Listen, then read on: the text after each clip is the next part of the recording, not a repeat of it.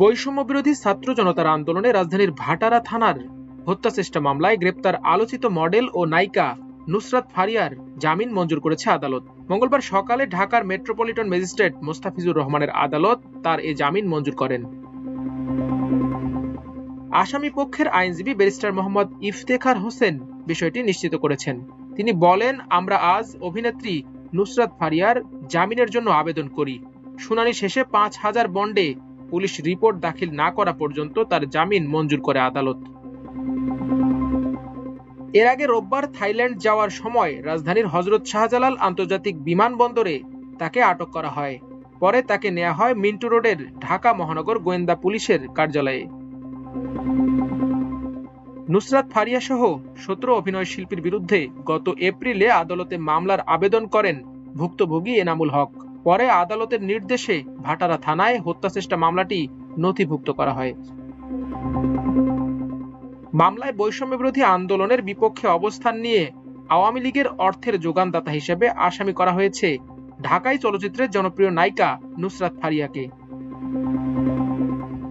মামলা সূত্রে জানা যায়, সাবেক প্রধানমন্ত্রী ও আওয়ামী লীগ সভানেত্রী শেখ হাসিনা ও তার সরকারের সংশ্লিষ্ট ২৮৩ জন ও অজ্ঞাতনামা ৩-৪০০ জনের বিরুদ্ধে ঢাকার সিএমএম আদালতে মামলাটি করেছেন এনামুল হক।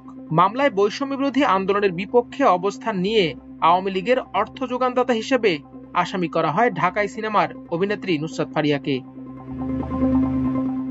মামলায় আরও উল্লেখ করা হয়, এসব আসামিরা বৈষম্য বিরোধী ছাত্র আন্দোলন দমন করার জন্য বিপুল অর্থ যোগান দিয়েছে। এ সময় অন্য আসামিদের ছোড়া গুলি বাদী এনামুল হকের ডান পায়ে লাগলে সঙ্গে সঙ্গে তিনি অজ্ঞান হয়ে রাস্তায় পড়ে যান। জুলাই গণঅভ্যুত্থানের সময় ভাটারা থানায় দায়ের করা এই হত্যাচেষ্টা মামলায় তিনি ছাড়াও আরো অনেক শিল্পীকে আসামি করা হয়।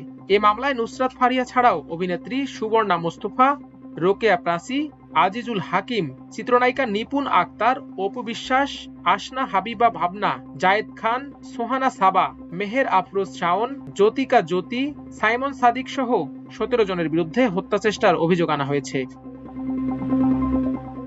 এর আগে গতকাল ভাটারা থানায় হত্যা মামলায় নুসরাত ফারিয়াকে কারাগারে পাঠানোর আদেশ দেয় আদালত। একই সঙ্গে তার জামিন শুনানির জন্য ২২ মে তারিখ ধার্য করে আদালত। সোমবার সকালে ঢাকার সিএমএম আদালতের বিচারক এই আদেশ দেন। ওই দিন জামিন না পেয়ে এজলাসে কেঁদে ফেলেন চিত্রনায়িকা নুসরাত ফারিয়া। শুনানিতে রাষ্ট্রপক্ষের আইনজীবী জানান, আসামি ফ্যাসিস্টের সহযোগী ছিল, জুলাই আগস্টের আন্দোলন দমাতে আর্থিক সহায়তা করেছে। মামলার তদন্ত কর্মকর্তা ফারিয়াকে কারাগারে আটক রাখার আবেদন করেন। মুজিব একটি জাতির রূপকার সিনেমায় শেখ হাসিনার চরিত্রে অভিনয় করে ক্যারিয়ারে আলোচনা ও সমালোচনায় ২ যোগ করেন এই অভিনেত্রী। স্বৈরাচার হাসিনার চরিত্রে অভিনয় করায় অনেকে সোশ্যাল মিডিয়ায় তাকে হাসিনা বলেও কটাক্ষ করে থাকেন। মূলত ওই সিনেমা তার ক্যারিয়ারে বিভক্তি গড়ে দেয়। মাল্টিমিডিয়া ডেস্ক, আমার দেশ।